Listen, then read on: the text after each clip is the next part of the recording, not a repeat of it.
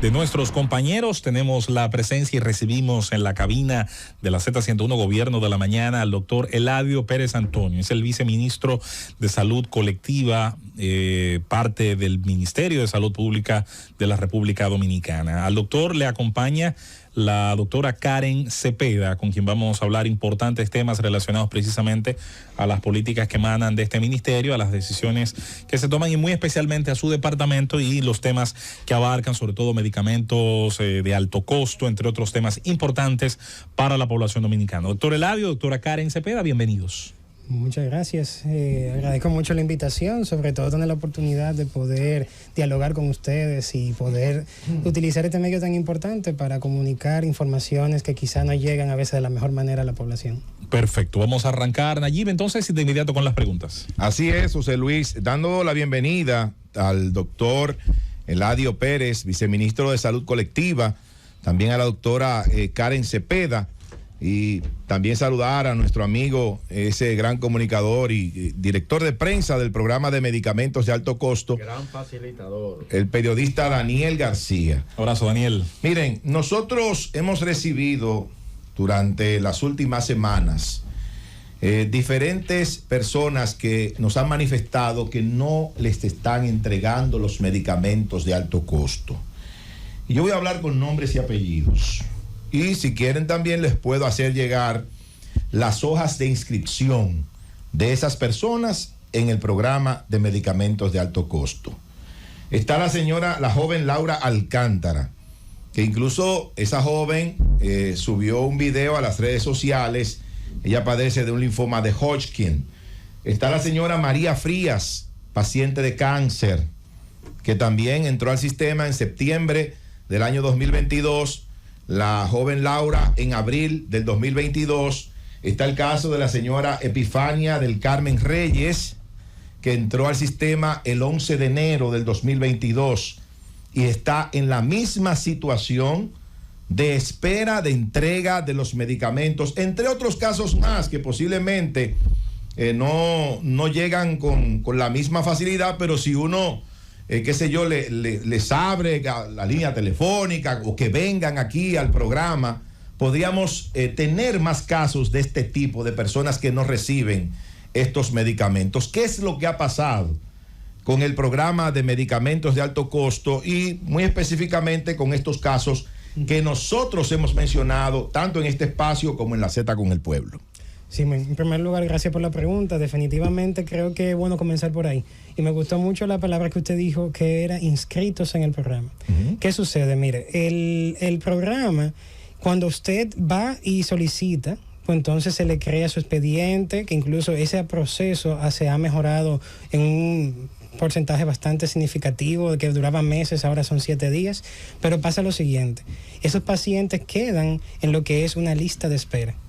Entonces, ¿cuál es la situación? Nosotros tenemos del 2020 a la fecha, subimos de 2.700 pacientes a casi 16.000 pacientes. Esos pacientes que están ya recibiendo su medicamento, tenemos una encuesta de satisfacción de un 99.4%. Ahora, ¿qué sucede? Cuando una persona va y solicita entrar al programa, pasa a una lista de espera. Luego que eso sucede, ¿qué quiere decir?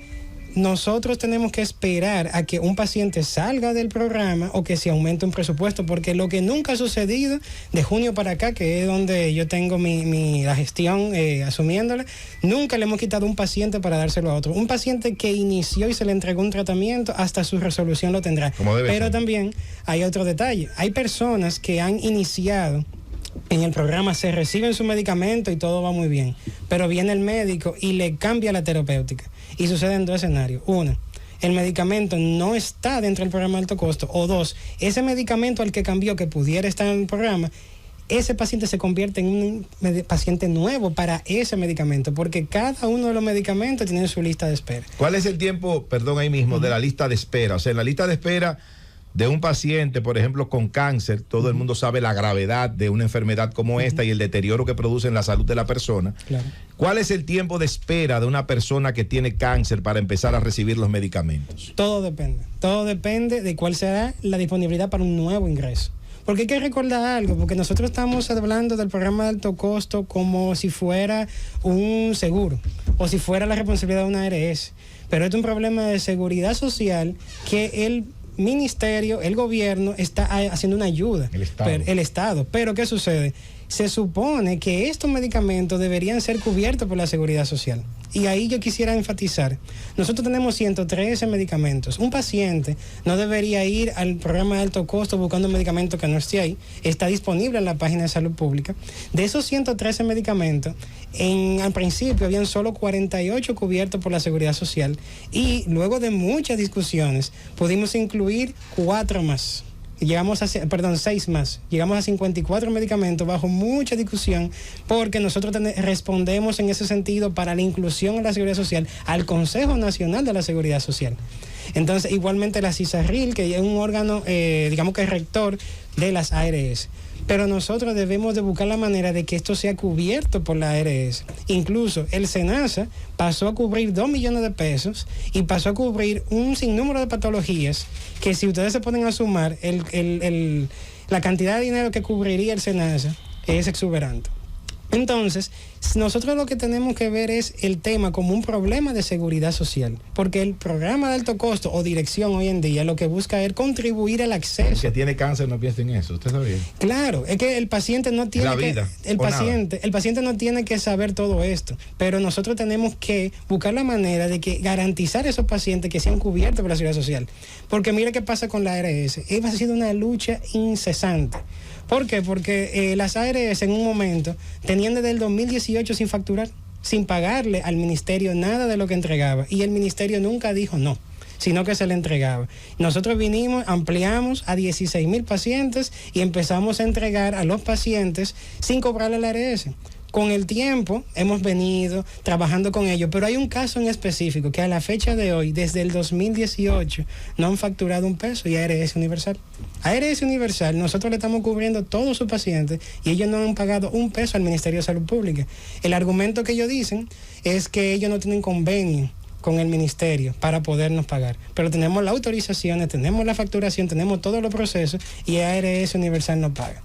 Entonces, nosotros tenemos que enfocar esto en un programa de que se fortalezca la seguridad social para que sean cubiertos. Nosotros, con las discusiones que tuvimos con el Consejo Nacional de la Seguridad Social, queríamos incluir fármacos, como es el caso de adalimumab, que es uno que se utiliza mucho, también uno de pembrolizumab, que es uno de los que usted menciona ahí, y ellos no podían asumir eso, porque fíjese, tenemos casi 1,100 pacientes que reciben adalimumab, que es sumamente caro, y se van casi 1,000 millones de pesos.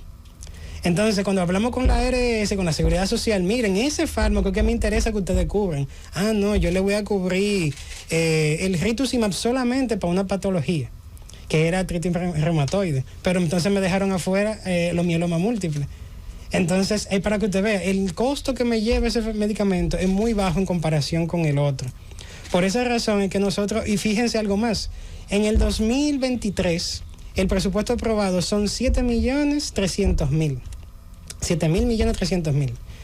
¿Y cuántos se van en promesa para atender a la población dominicana completa de los redes de hospitales en todos los niveles de atención, primer, segundo y tercero? 3.000 millones. Este gobierno está invirtiendo más del doble en 16,000 pacientes que en todos los pacientes que van al sector público. Entonces, el Estado está haciendo su responsabilidad, ha incluido a toda esta persona. La persona que entró, se le garantiza su finalización, salvo el médico le cambia el tratamiento. Doctor, me gusta su cara. Usted se ve que es un hombre como bueno, como demasiado bueno para donde usted está ahí metido, porque de verdad que yo conozco la lucha que tiene nada más ese programa de alto costo. Ustedes reconocieron en un encuentro donde estaba CISARRIL, donde estaban otras gente del sector salud, que bueno, que el presupuesto no era el suficiente, y usted lo está diciendo aquí, que hay falta de articulación interinstitucional y que pues esa coordinación era necesaria. ¿Qué usted propone para ver si dentro del Consejo de la Seguridad Social, donde el Ministerio de Salud tiene un asiento, creo yo, sí, se puede lograr un acuerdo para que las ARS amplíen el catálogo, para que también homologuen moléculas, que también es otro tema, ¿verdad? Que recetan los médicos, y usted sabe muy bien, a veces animado, porque el caso es que ustedes la tengan un poquito más suave. ¿Qué usted recomienda que se puede hacer para que Salud Pública asuma la pelea de ese programa tan fundamental? Mire, mi madre, nosotros con los cuartos, y no encontrábamos el paliativo, mi mamá muriéndose. Eso es desesperante. Con el dinero, doctor. Ya usted se imagina el que no tiene los cuartos y tiene una gente desesperada. Entonces, ¿qué usted propone para ver si, por lo menos de mi parte, voy a tratar de asumir esa lucha? Yo creo que es una lucha de todos los comunicadores. Este proyecto, ese programa hay que ampliarlo, hay que facilitarlo, hay que abrirle las puertas, porque realmente nadie puede decir que no lo va a necesitar en algún momento, aún teniendo el dinero. Así es. Mira, en primer lugar, no tanto para que el ministerio asuma, sino para que la seguridad social asuma. Y en ese sentido va mi respuesta. Hay dos temas fundamentales, que uno es la ley de seguridad social, lo cual debería contemplarse algún tipo de mecanismo que haga sostenible o por lo menos enfrentable esta situación. O sea, por ejemplo, ustedes ven países como Uruguay, Argentina, que tienen un fondo especial para poder asumir ese tipo de situaciones. Hay temas de impuesto selectivo al consumo, hay muchas teorías, muchas formas de abordarlo, que eso no debe ser una iniciativa solo del gobierno, sino apoyado también asociaciones de pacientes, asociaciones de médicos, el CMD, igualmente también la farmacéutica y demás. Esto es un pacto sectorial. Y otro factor muy importante es la ley de compras, la 340. ¿Por qué? Porque la ley nos pone a comprar de una manera como si fueran los mismos insumos de construcción. Entonces hay muchas oportunidades que pudieran existir para tener acceso a mejores medicamentos, mejores moléculas, que nosotros hoy en día no podemos. Porque la industria farmacéutica y la innovación para la cura de enfermedades es tan avanzada y va tan rápido que en 6 meses puede aparecer un nuevo fármaco que sea la cura. Pero sin embargo, por los mecanismos de compra, por los mecanismos de inclusión, por los mecanismos de sostenibilidad y financiamiento, el hecho de garantizar que un paciente que ingresó termine el tratamiento que tenga, y además todas las patologías crónicas que hay, o sea, no tenemos los mecanismos de acceder a la innovación tan rápido como uno quisiera. O sea que hay que hablar de cómo se compra y hay que hablar de cómo sostenerlo, ya sea con un fondo, ya sea fortaleciendo la ARS de alguna manera, pero hay que buscar la manera de que la seguridad social asuma su responsabilidad con los pacientes, porque el Ministerio de Salud Pública está haciendo todo lo posible para dar ese acceso. Y fíjense también cómo hay fármacos, porque no hay tampoco una regulación de precios en algunos casos. Hay fármacos que no han subido más de un 100% de un año para otro. Entonces, todos esos son mecanismos que debemos de... Con la patente y todo lo Exactamente. Además, fíjense, nosotros cubrimos ahora mismo de la totalidad de todas las enfermedades, un 40% cáncer, un 40% enfermedades autoinmunes, enfermedades de Crohn, artritis reumatoide, lupus, demás, y un 20% que ya son enfermedades un poco más raras, y por ejemplo la inmunoglobulina para la enfermedad infecciosa, Guillain-Barré, etcétera.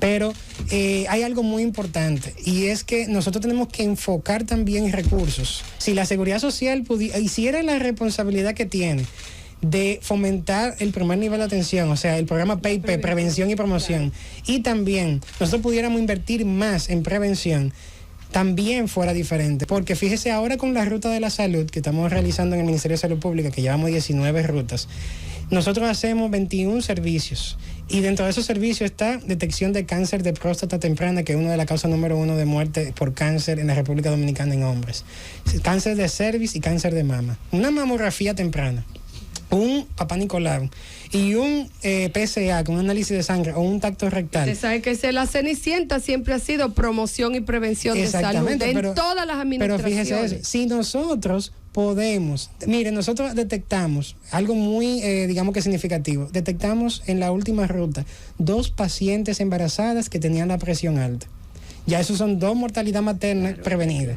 Y nosotros hemos detectado niveles sumamente altos de hipertensos, de diabéticos, de personas que tienen hiperplasia prostática benigna, que eso es con un simple tacto rectal. Hemos detectado varios NIC2, que son ya cuando se hace el Papá Nicolau, y hemos detectado también quistes. Si nosotros captamos cáncer en esa etapa temprana, el costo, mire, va a ser mucho menor. O sea que nosotros, si pudiéramos enfocar más en prevención y promoción, no estuviéramos hablando de alto costo, y ahí que tenemos que ir. No que sean solamente rutas que podamos hacer puntuales, sino un sistema programado de lo que son los servicios de prevención y promoción a nivel local de la población. Doctor, usted nos dice que dentro del programa hay unos 16,000 pacientes y que hay una lista de espera. Sí. ¿Cuántos dominicanos estarían en lista de espera para recibir medicamentos de alto costo? ¿Y cuál es el tamaño de la población, independientemente de si le están solicitando a usted o no, que están en la situación de necesitar un medicamento de alto costo? Sí, mire, actualmente hay que segmentarlo en el sentido de que hay programas que son cíclicos. Por ejemplo, las personas que tienen hepatitis C. Nosotros le damos el fármaco para hepatitis C, eso dura unos meses y ya de pronto venimos e incluimos más. Hay muchos fármacos que tienen una rotación continua, pero hay otros, como son las enfermedades crónicas, un ejemplo, una persona con lupus, con artritis reumatoide, para que salga del programa por un fallecimiento o que se mudó a otro país o algo por el estilo, porque una enfermedad crónica. Entonces, ese tiene una rotación de inclusión de nuevos pacientes más lenta. Igualmente, otro tipo de fármaco. Entonces, cuando nosotros sumamos las listas de espera actuales, tenemos alrededor de unos 3,000 pacientes. 3,000 pacientes que tienen bastante tiempo, digamos que esperando, pero que necesitamos tener la capacidad de poderlo incluir. Ahora, hay cosas que no se deben hacer y nosotros no las hacemos. Y es que, por ejemplo, dicen, pero hay fármaco, ¿por qué no me lo dan? Hay fármaco garantizado para ese que está ahí. Porque si un paciente comenzó hoy en marzo, yo no quisiera que llegara junio y le digan, mira, yo no tengo ya porque se lo dio otra persona, porque incluí una persona más. O sea, el que entre tiene garantizado su fármaco. Por eso es que dicen de que no hay fármaco y no lo dan. No, pero lo que pasa es que ese paciente tiene garantizado su fármaco. El que entró, y por eso tenemos esa encuesta de satisfacción que va en un 99%. Doctor, medicamentos de alto costo. Mucha gente nos está escuchando y tal vez no sabe cómo se categoriza o qué es un medicamento de alto costo. Primero, definirlo como tal, cuál es el umbral de precios, y segundo, cómo la gente puede accesar a través de su viceministerio a esta facilidad. Sí, miren, en los programas, o sea, estos fármacos no podemos categorizarlo por el precio. ¿Por qué? Porque no es necesariamente por el precio, porque ahora mismo puede llegar al país una molécula innovadora que no está en nuestro catálogo, que cuesta mucho dinero, pero no está en nuestro catálogo.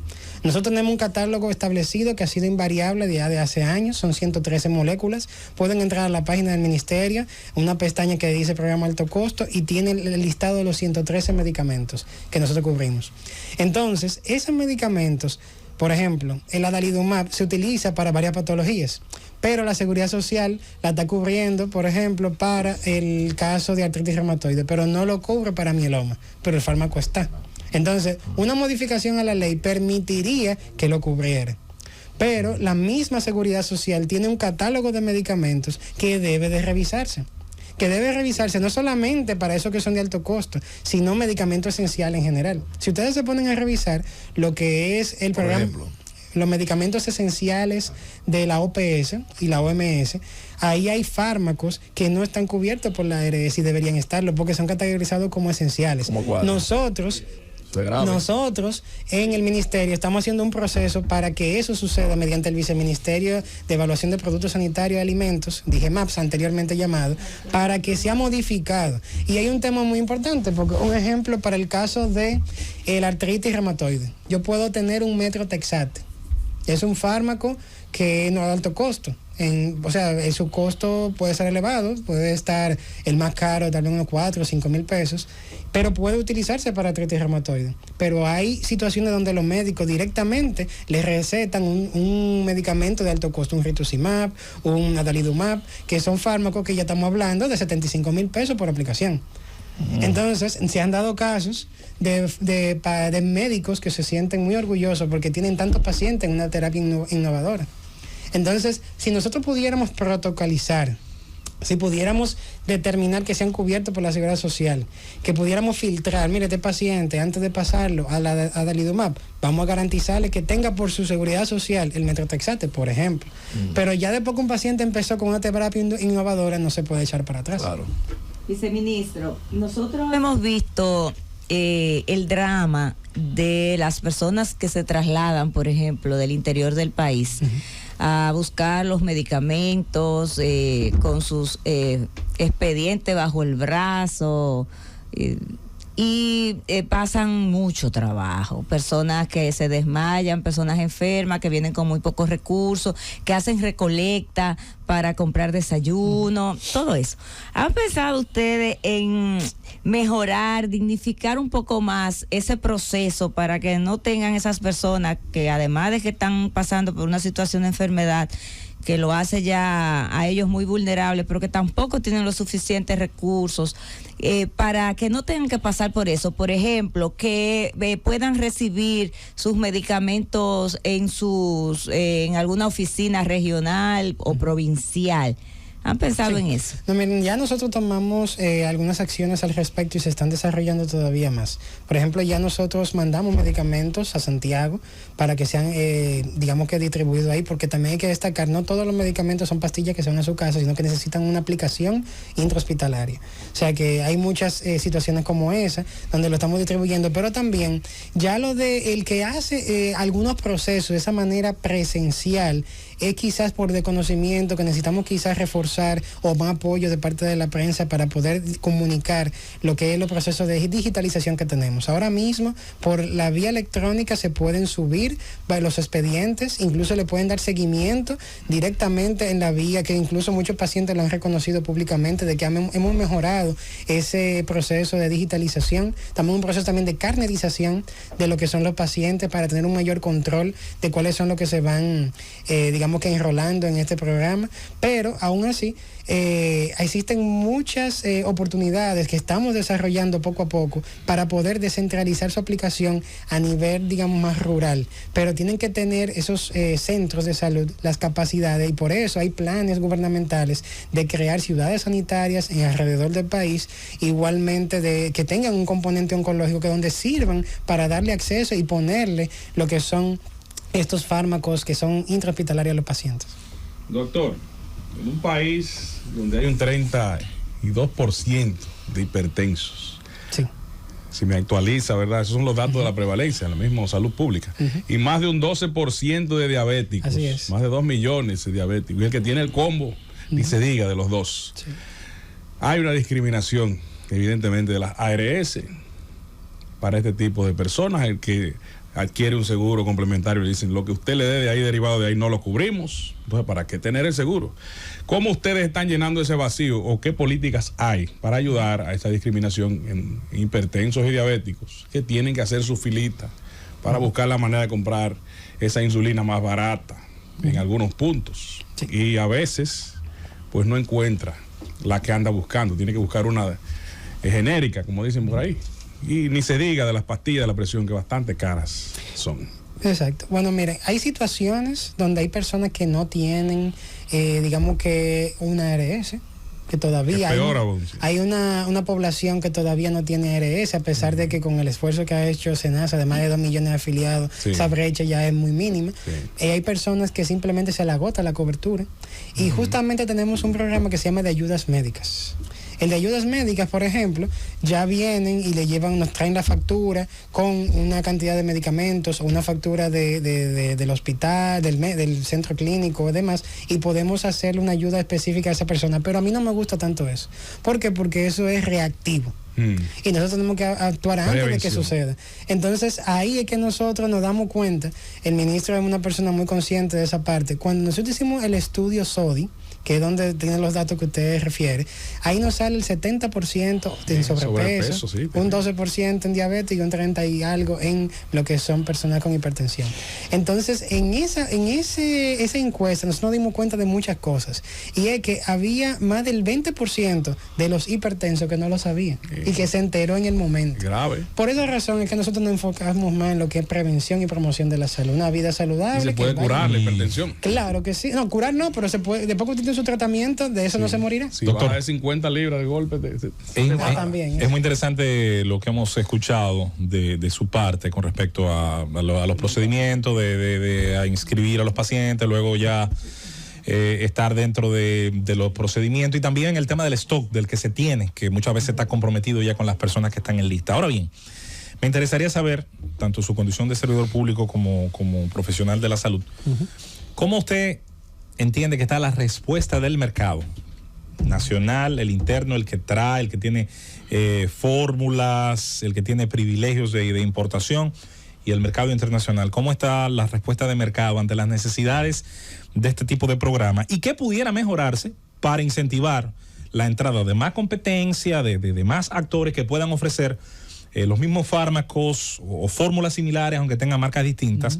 Porque pasa mucho en otros países con programas similares, que hay un concepto, también hay que decirlo, oligopólico y muchas veces monopólico de la oferta, y eso no ayuda para nada. ¿Cuál es la respuesta del mercado a las necesidades de este programa de medicamentos de alto costo? Sí, mire, hay lo que se llaman los biosimilares. Hay biosimilares que en términos comunes le podrían llamar genéricos, pero no es lo mismo, sería injusto llamarle igual. Son biosimilares. Entonces, un biosimilar es un fármaco que es prácticamente luego que un fármaco innovador pierde la patente. Exacto. Porque pasó un tiempo, otras farmacéuticas adquieren la formulación y empiezan a replicarlo. En otros países, Estados Unidos, todo lo que es la Unión Europea, y tienen sus respectivas agencias reguladoras, FDA, Estados Unidos, la EMA, en lo que es toda Europa. Ellos utilizan los biosimilares, pero no todos, sino los que cumplen con esos requisitos. En el caso de nosotros, hemos venido a introducir ahora la búsqueda de poder incluir esos biosimilares, siempre y cuando tengan aval de que tenga EMA o FDA. Bien. Si vienen con esa garantía de calidad, digamos, pues entonces pueden ser incluidos. Pero también hay que destacar, los dueños de las patentes en su momento, pues entonces dicen, no, un paciente que comenzó con el mío, con el innovador, no puede utilizar un biosimilar. Entonces tienen una lucha, incluso escriben artículos científicos, donde dicen que... La guerra de los papers. Exacto. Sin embargo, en Estados Unidos no cogen esa. Sí. Tampoco en Europa. Es un biosimilar, usted va ahora a un biosimilar. Sí. Sin importar esa parte. Ahora aquí nosotros estamos garantizando que el que comience con un fármaco innovador lo termine, y los pacientes de nuevo ingreso pues entonces pueden tener un adalimumab o un fármaco biosimilar, para que entonces no suceda ese choque como ellos dicen que sucederá, pero que no sucede, pero lo manejamos así por el momento. Bien, doctor Eladio Pérez, viceministro de Salud Colectiva del Ministerio de Salud Pública. Cuando lo escucho hablar del tema de la seguridad social en la República Dominicana, eso me causa una mayor preocupación. Primero porque conocemos el fallido sistema de seguridad social que tenemos en el país, unas ARS que cubren a regañadientes medicamentos de bajo costo, porque no, la gente es testigo de lo que estoy diciendo, de que cuando van a una farmacia le dicen eso no está en su catálogo de medicamentos, en el seguro que usted tiene. O sea, a cada rato, todos los días ocurre esto. Imagínese usted pensar entonces en medicamentos de alto costo, en esas moléculas que cuestan 75, 100 mil, 200 mil pesos por aplicación. Entonces, esa lista de 3,000 en espera que usted decía ahorita, que están esperando entrar al programa, ¿cómo se mueve esa lista? Más o menos, ¿cuál es la estadística que ustedes tienen que pueden entrar mensualmente de esos que están en espera o pasan mucho más tiempo que un mes, que 2 meses, que un año? Porque sabemos que, por ejemplo, el caso de Laura Alcántara está desde abril 2022, de María Frías de septiembre 2022 y de Epifania del Carmen del 11 de enero del 2022. Yo me imagino que otras personas estarán esperando lo mismo que ellas, pero ¿qué tiempo tarda? ¿Cuál es el movimiento? Y si ustedes se quedan así o pueden en un momento decir, vamos a buscar recursos extraordinarios para hacer frente a esta situación. Sí. Bueno, mira, en primer lugar, o sea, la seguridad social, como les digo, solo cubre 54 de 113. Entonces los temas más preocupantes son con esos que pasan ya de esos 113. Entonces, en otros lugares hay que categorizar porque hay unos que están en lista de espera, pero son fármacos de rotación. Hepatitis C, el mismo cáncer, un tratamiento quizás de 1 año en algunos casos, pues entonces pasa ese periodo, vamos a incluir otros más. Hay otras enfermedades mucho más puntuales, hay enfermedades que son simplemente un fármaco, así sucesivamente. Pero, como le digo, todo depende de la rotación. Ahora, para mí, es más preocupante es que la seguridad social se hace el ojo ciego a esto. Entonces... El camino por ahí es muy largo, doctor. Tenemos años peleando pero con fíjense, ellos, y no logramos modificar la ley. Nosotros hemos visto eso, y por eso que ustedes ven, 2020, 2.700 pacientes. Perdón, 5.000 y pico de pacientes, 2.700 millones de pesos. Muy poco dinero. Y ahora, como abrimos por esa misma razón, y en estos 2 años llegamos a ese punto. Quizá, si nosotros nos ponemos a hacer el ejercicio, cada año vamos a tener que seguir subiendo miles de millones en este grupo de pacientes. Pero yo veo más factible llegar a esa conversación que decía la señora de qué podemos hacer con todos los sectores y lograr una respuesta mediante la seguridad social, porque es la responsabilidad de ahí, de esa seguridad social. Pregunta anterior, nosotros le decíamos que cómo hacer para que el Ministerio de Salud Pública, no era porque desconocíamos qué es de la seguridad social, pero sí conocemos que el Ministerio de Salud Pública es el rector de la salud. Y es la máxima institución en salud, tiene, aún siendo su ley viejísima, tiene facultades que le permiten y le obligan a ejercer su liderazgo en salud. Usted hablaba de los biosimilares, la diferencia con los genéricos que conocemos bien. Eso puede hacerse a través de DIGEMAP. DIGEMAP puede tratar de certificar lo que ya se certificó en las entidades internacionales y con el poder regulatorio del Ministerio de Salud ordenar a que se reconozca el poder de los biosimilares, porque ahí hay un tema importantísima que afecta y no se hace, doctor. Y usted sabe muy bien que en otros países esa dificultad que están poniendo los médicos de que no, que empezó con, no se da, porque hay profusas investigaciones que se han hecho desde el momento que se están aprobando los biosimilares, que ya ahí se estableció que ese es equivalente al biológico de referencia. Entonces, ¿por qué el Ministerio de Salud no juega su rol y se mantiene como que no sabe?